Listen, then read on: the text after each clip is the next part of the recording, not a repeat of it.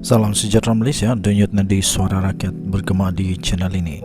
Terima kasih kerana bersama-sama dalam channel ini untuk mendapatkan berita-berita dan ulasan-ulasan terbaik untuk seluruh rakyat Malaysia. Bagi anda yang pertama kali bersama-sama dalam channel ini, sila tekan butang subscribe, like dan share. Malaysia kita punya, cintai Malaysiaku, kita jaga kita.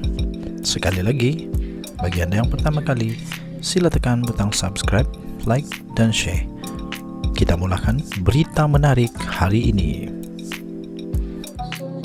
Salam sejahtera, salam sejahtera, salam sejahtera tuan-tuan dan puan yang dihormati sekalian. Selamat berhujung minggu, selamat hari Minggu. Ada satu video baru saja saya terima tadi. Video ini cukup lucu. Dan saya fikir ini akan menentukan siapa anda. Kalau anda rasa marah, anda di kalangan mereka. Kalau anda rasa tak marah, maksudnya anda tak buat benda ni dan anda bukan di kalangan mereka. Mari kita sama-sama lihat di mana kita tergolong. Di mana kita tergolong. Beza pejuang dengan penunggang agama, Harapan Daily 20 April. Berlegar-legar. Gambar dia, tahu gambar dia apa? Gambar dia itu ada perempuan menyanyi lagu dangdut di TikTok. Ini betul-betul viral sekarang. Beza pejuang dengan penunggang agama. Sebelum saya baca, anda boleh juga komen apa beza pejuang dan penunggang agama. Saya bacakan. Berlegar-legar dihantar lagu terbaru troll ke atas penunggang agama. Saya terima dari pelbagai pihak, terutamanya penyokong kerajaan. Klip pendek nyanyian seorang gadis cantik, belakangnya ada perempuan lain yang turut bergelek. Bergelek habislah. Tapi apa yang menarik bukan perempuannya, bukan perempuan di depan, bukan perempuan di belakang, bukan gelekannya, bukan rambutnya, bukan seksinya, bukan. Yang saya tertarik adalah liriknya. Liriknya cukup mudah, tapi bikin orang berfikir. Siapa terasa pedas, dia yang makan lada. Siapa makan lada, dia terasa pedas. Kalau dia marah, dia lah tu. Kalau dia tak marah, dia tak buat lah. Senang saja. Jadi liriknya cukup mudah, tapi bikin orang berfikir. Saya setuju yang ini ya. Setiap hari keluar cerita, aurat jaga. Tapi kau sendiri mata buaya, pantang lihat wanita muda. Wow, lirik dia luar biasa, geng. Setiap hari keluar cerita aurat jaga. Tapi kau sendiri mata buaya, pantang lihat wanita muda. Woi, mungkin begitulah. Kalau dikasih jadi rap sikit lah kan, begitulah mungkin. Itulah lirik dia. Terus apa lagi? Acap kali sebelum ini kita lihat mereka yang terpaling beragama mengecam orang tidak bertudung dan sebagainya. Tiba-tiba pula orang yang mengecam ini tiba-tiba pula terkantoi pula mengikuti porno dan filem lucah. Jadi follower perempuan seksi. Terbaru yang ini saya bacakan saja. Anda boleh baca di Harapan Daily. Terbaru pemuda PAS yang tidak mahu berdoa untuk Agong kantoi. Ikuti akaun Lucha OnlyFans yang sesetengah liberal tidak lakukan. Lepas tu ini lirik dia. Seterusnya lirik dia, dengar ya. Tiada yang berani membantah. Takut kau keluar fatwa, kena hukum masuk neraka. Kau seorang masuk surga, orang lain tunggang kuda, kau pilih tunggang agama. Orang kerja macam gila, kau jadi kaya raya. Wow, dia punya lirik padu. Tiada yang berani membantah, takut kau keluar fatwa, kena hukum masuk neraka, kau seorang masuk surga. Orang lain tunggang kuda, kau pilih tunggang agama. Orang kerja macam gila, kau jadi kaya raya. Wah, itu lirik dia lah. Ini pemerhatian sosial yang melekat terus ke otak bila penunggang agama menghentam orang lain moden, liberal dan sekular. Hanya pentingkan duniawi sahaja. Mereka pula dengan bangga katakan mereka hanya makan ikan kelah. Ikan lain mereka loya. Woyo, ikan kelah. Ikan lain mereka loya. Apabila negeri antara yang paling miskin di Malaysia, mereka perlu beli Mercedes paling mahal. Bukan satu, 2 buah, tapi berbelas-belas pula. Jadi menteri tak sampai setahun, kantoi pula menikah online ketika PKP. Tengokkan ulama politik kita. Adakah mereka bersederhana seperti Tuan Guru Nik Aziz? Saya hormati Tuan Guru Nik Aziz ini. One of those yang saya betul-betul hormat dengan perjuangan dia yang bagus. Ini betul perjuangan. Harga nombor plat kereta saja boleh tanggung berapa keluarga miskin sekian lama. Isu penunggang agama ini bukan terpakai di Malaysia. Dalam sejarah menunjukkan penunggang ini ada dalam berbagai agama sebenarnya. Bukan Islam saja, bukan Kristian saja. Semua agama ada penunggang-penunggang. Sifat mereka sama. Tunjukkan mereka terpaling beragama tapi banyaknya melalut mengejar harta dunia sama ada duit, pangkat atau wanita. Lagu dangdut itu mungkin nampak remeh dan bengong pada setengah orang. Tapi liriknya kalau dihadam bijak sebenarnya. Ada beza pejuang agama dan penunggang agama. Kalau anda marah dengan lagu tersebut, anda boleh tahu anda di kategori yang mana? Ha, betul. Kalau anda marah dengan lirik lagu itu, anda dah boleh tahu anda di kategori mana. Denyut Nadi Suara Rakyat bergema di channel ini. Jangan lupa untuk tekan butang subscribe, like dan share. Malaysia kita punya, cintai Malaysiaku, kita jaga kita. Kita jumpa lagi, bye-bye. Salam sejahtera Malaysia, Denyut Nadi Suara Rakyat terus bergema di channel ini. Okey, tuan-tuan dan puan-puan yang dihormati sekalian. Persoalan sama ada benar Najib Razak mendapat tintah adendum daripada Agong masih menjadi tanda tanya. Tapi akhirnya ada satu pembayang terbaru, ada satu berita terbaru tentang perkara ini. Sebelum itu ada juga peguam-peguam, pengamal-pengamal perundangan di Malaysia yang juga berdebat sesama sendiri, membuat persoalan sama ada perlu ataupun boleh secara undang-undang ataupun tidak. Tetapi pada pendapat anda secara pribadi saja nak tanya ni. Pada pendapat anda secara pribadi, anda setujukah kalau Najib Razak dikeluarkan daripada penjara dan mendapat tahanan rumah? Anda setuju tak? Anda boleh tinggalkan komen setuju atau tidak, ataupun kalau tidak setuju apa alasan, kalau setuju apa alasan. Begitulah. Jadi baru saja kita terima sebentar tadi keputusan titah adendum Agong. Persoalannya, siapa perlu beri kata putus? Keputusan berhubung titah adendum yang di Pertuan Agong ke-16 berkaitan tahanan di rumah kepada Datuk Seri Najib Tun Razak, bekas Perdana Menteri yang sudah pun menjadi sekarang ini menjadi banduan, telah pun menjadi banduan kerana sudah dipenjara. Itu Najib Razak mestilah diputuskan dalam mesyuarat lembaga pengampunan, tegas Perdana Menteri Datuk Seri Anwar Ibrahim. Katanya, saya sebutkan ini menyinggung peranan lembaga pengampunan dan wewenang Agong. Itu jawapan bagi saya mengikut perbincangan dengan peguam negara dan maklumat dari Sultan dan Agong itu sebaiknya. Kita tak cuba untuk meringankan apa-apa keputusan yang dibuat oleh hakim, kata beliau.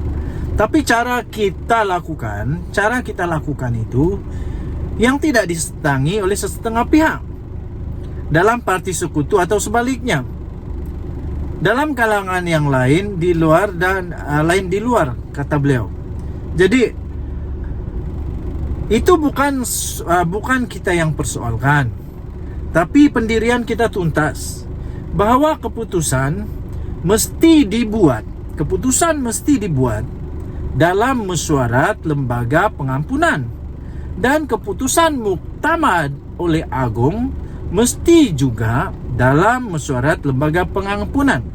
Katanya yang juga adalah Presiden PKR ketika berucap pada Convention 25 tahun PKR di Pusat Convention Shah Alam IDCC.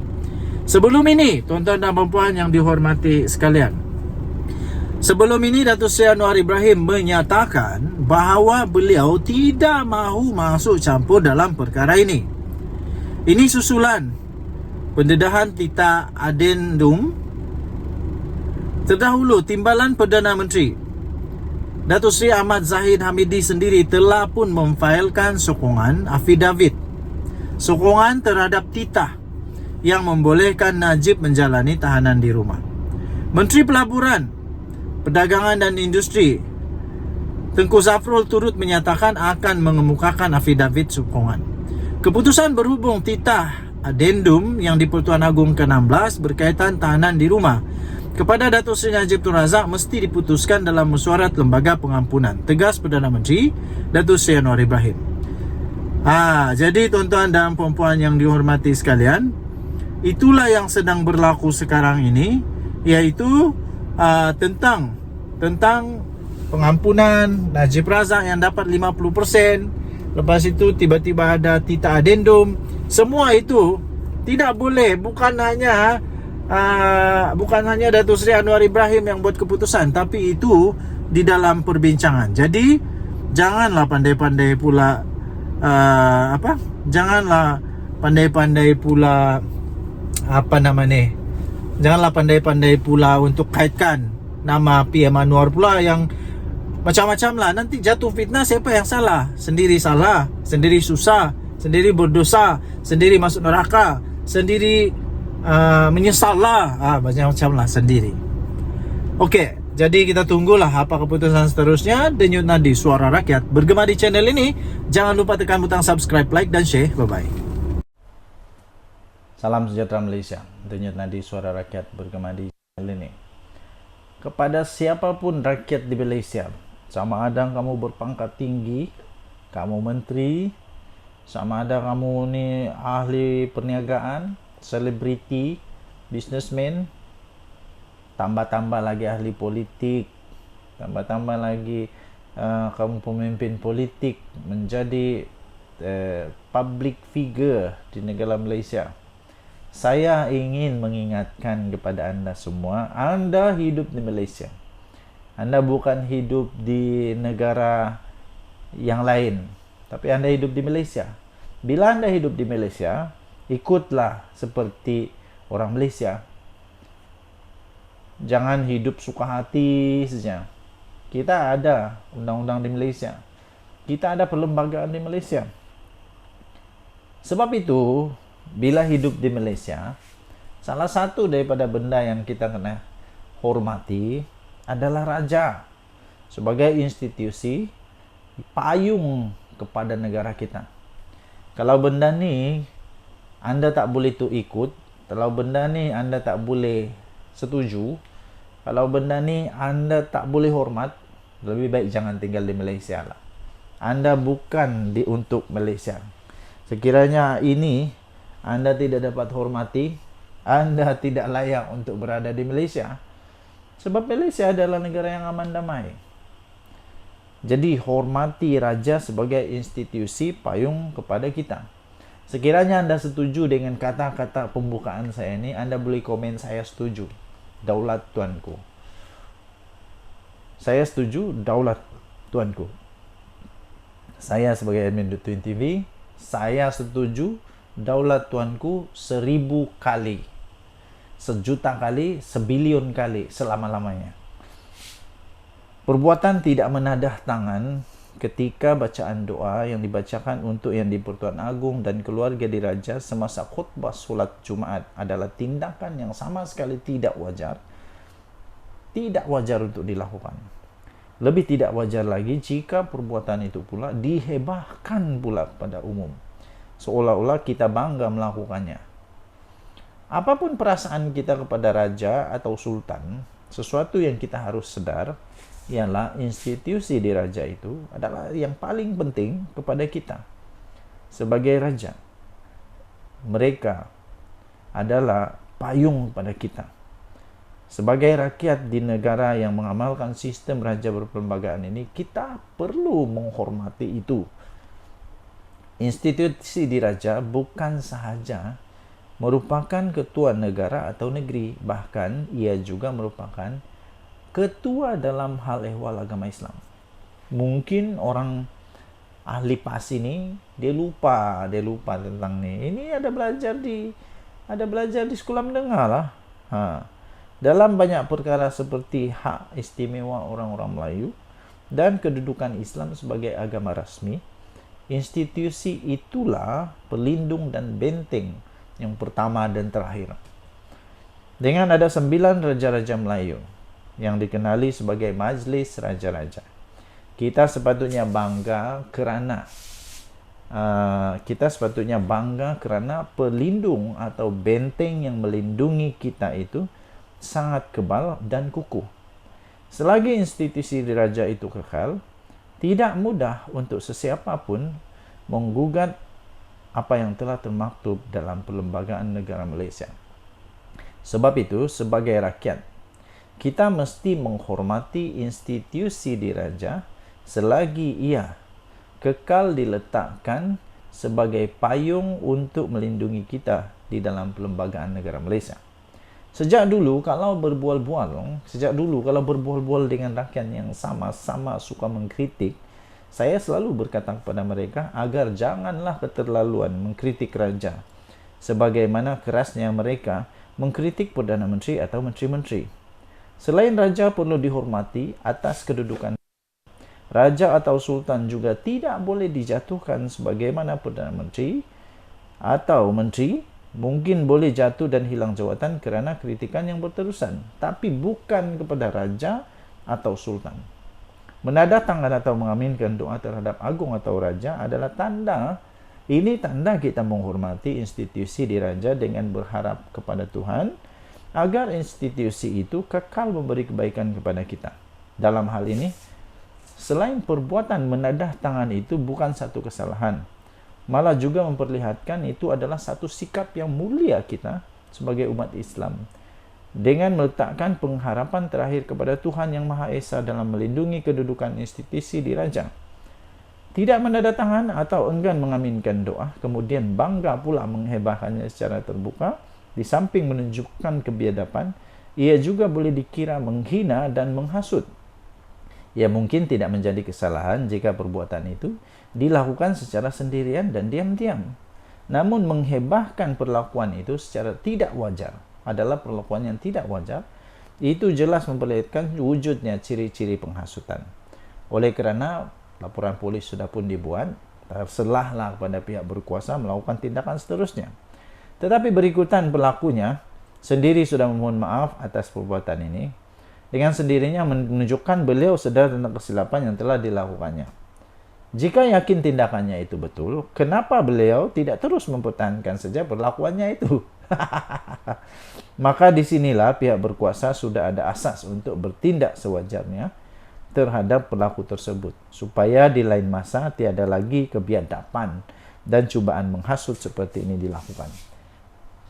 Saya sudah membacakan daripada Sahbuddin Husin 15 hari bulan April 2024. Yang baru saya bacakan tadi itu daripada Sahbuddin Husin, tulisan daripada Sahbuddin Husin diterbitkan di sahbuddin.com.net, tarikhnya 15 April 2024. Hormati raja sebagai institusi payung kepada kita. Denyut nadi suara rakyat bergema di channel ini. Jangan lupa tekan butang subscribe, like dan share. Malaysia kita punya, cinta Malaysia aku, kita jaga kita. Bye bye.